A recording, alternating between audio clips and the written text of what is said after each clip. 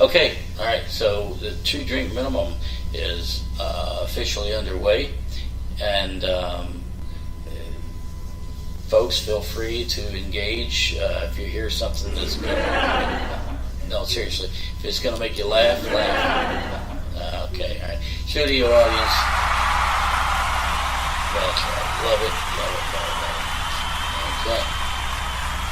Okay. So tonight we're gonna suggest that we know more about the coolest people in Hollywood and music and whatever else. We're going to tell you, the listening audience, who's really cool and who's really a douchebag. Yeah, you want to introduce your co. Yeah. I've got my co-announcer here for 2-drink minimum, Bubba Rocksmith. But no, it's actually T-Ray. T-Ray. Yeah. You must have called the wrong number, but that's okay. Well, Bubba's on next week. I'm sorry. There you go. But T-Ray, and I'm your co-host D-Mac. So T-Ray and D-Mac, the 2-drink minimum. Let me explain the 2-drink minimum.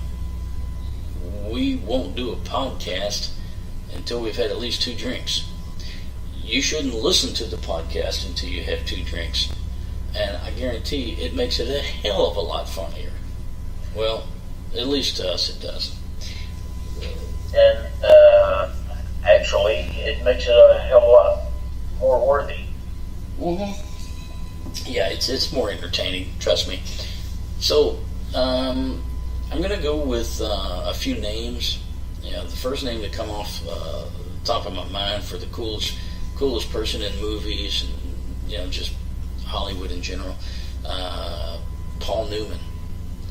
I mean, the dude was just the epitome of cool. And he's right there next to the next guy. What's the dude's name? Steve McQueen. Steve McQueen. Definitely cool. Probably best known for Bullitt. Best known for Bullitt. Bullitt is best known for the best car chase scene. Right. If you look at car chase scenes in modern day, is it the best? Maybe not. But what it did was it set the bar. Absolutely. It set the bar. There wasn't cool car chase scenes until Bullitt come around. Frank Bullitt. So, definitely cool. Definitely cool. Yeah, you talk about car chase scenes. You look at Smokey and the Bandit. The majority of that movie was a car chase. Well, that was the premise of the movie. Also, if you want to get deeply involved into the best car chase scene, the original Gone in 60 Seconds. The original, absolutely. The Eleanor, the yellow Mustang, was it 73 Mustang? It wasn't the Eleanor. That was in the second one. It was just a Mach 1, if I'm thinking correctly. Oh, so they did in the original. It wasn't called Eleanor. They come up with that bullshit with Nicolas Cage.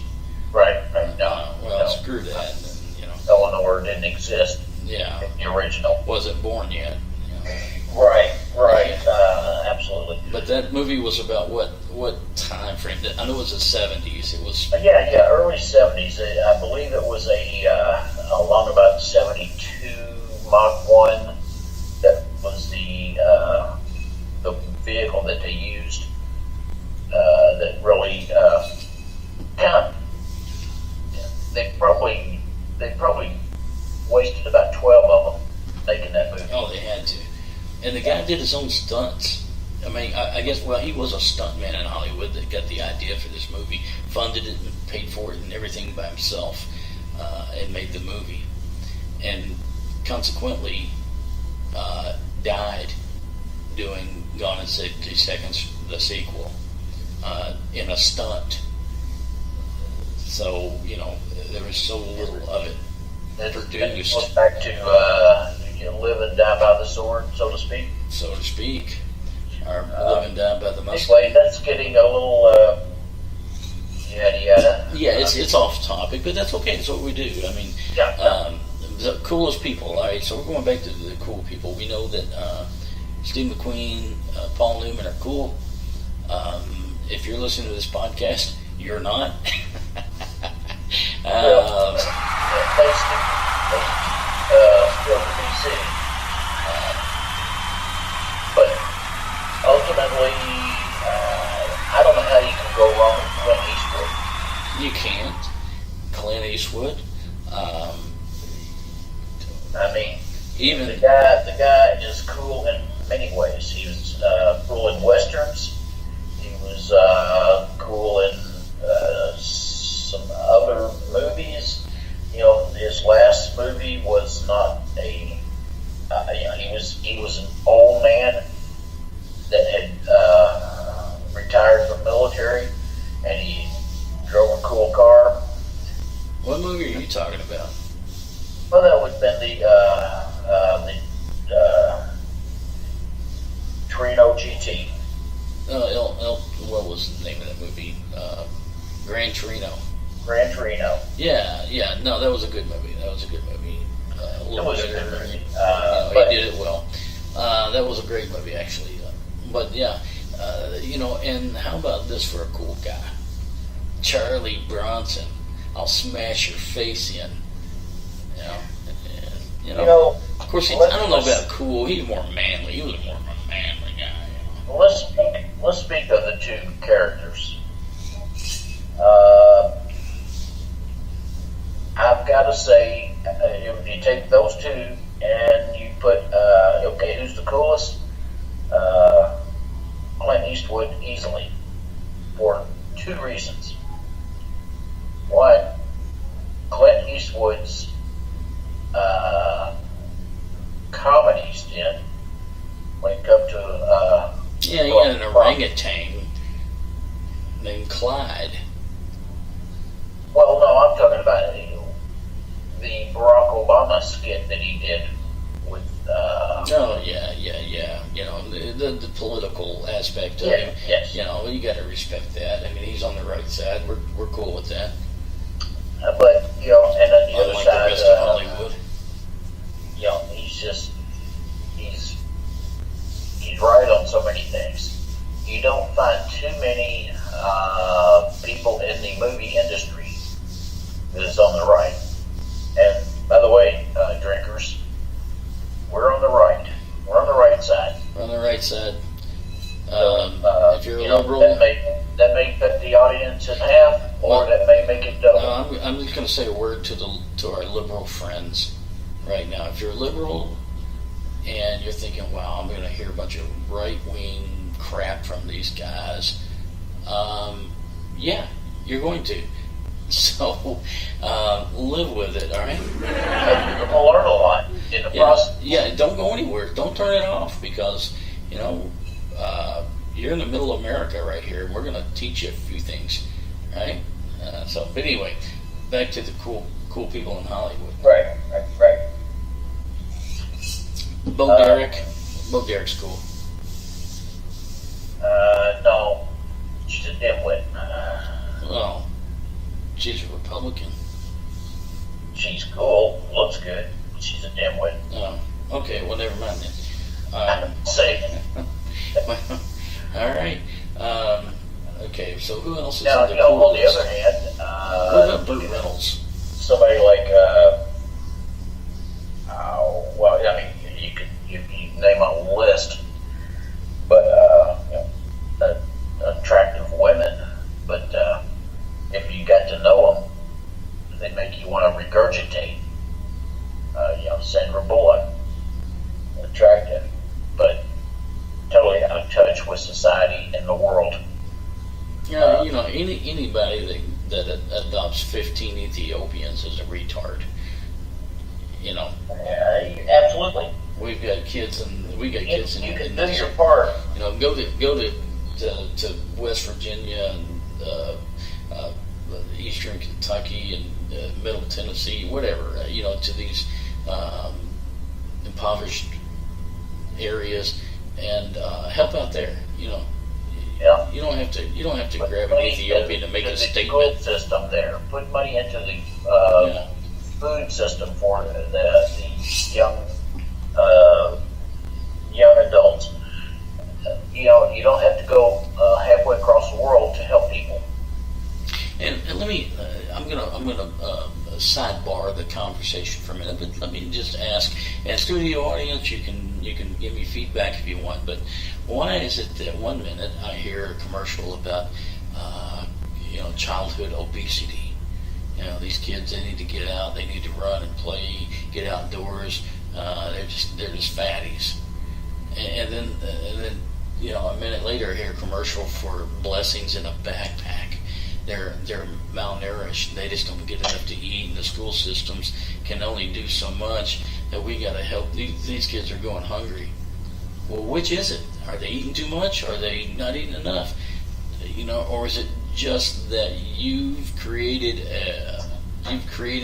a damn woe with me organization to take my donations and money from me, and the people that are really affected is getting 5 cents out of the dollar, and you're sitting back making all the damn money. I want to know, are the kids really starving, or are they really just obese? If that's the case, slap that ham sandwich out of little Tucker's mouth and give it to little Connor so he can eat. But all right, political statement over. Yeah, there again, get off topic slightly. Yeah. These are very good topics that need to be addressed. Yeah. But Bill Murray Yeah. actually is a classic in Wow. the movie industry. All right. Well, let me. You go ahead and talk about that while I fix a drink. Okay, Bill Murray, Stripes. That's a classic movie. You can't not mention that. You get the best of everything. Simple Man, Simple Dreams. He's a big screw up.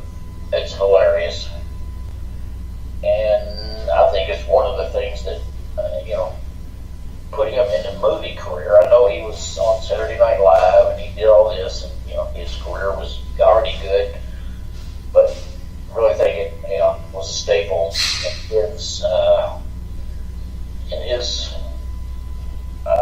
repertoire that made the difference. Did a lot of other things. He's quite the character. Well, he is. Credit. He is the character. He's a good actor, versatile. Known for comedy, obviously. But I don't know if I'm going to put him in the cool. I'm talking about cool people. I like him. He's on my A list, but not as a cool person. Well, I get what you're saying, but is cool always cool? Well, I am definitely cool. you go, you don't have to have a leather jacket and a motorcycle. That's all I'm saying. But you do need to have a perspective of when you say something that's meaningful, and you don't always have to say something. So that's the difference. Some people think they have to say shit all the time. It's like, no, just shut your mouth for a while. Henry Winkler was the epitome of cool. Mm-hmm. Up until he jumped the shark, of course. Well, but the whole program was about him being cool. When you talk about Happy Days, Right. he's done movies and so forth since then. And it wasn't so cool. It wasn't so cool. Yeah, cool kind of drained. Yeah, Night Shift, classic. Henry Winkler and Michael Keaton. Oh yeah. Great it was cool great there. comedy. Great Michael comedy. Keaton. Yeah, Michael Keaton was a cool one, not Right. Henry Winkler. But anyway, this is not movie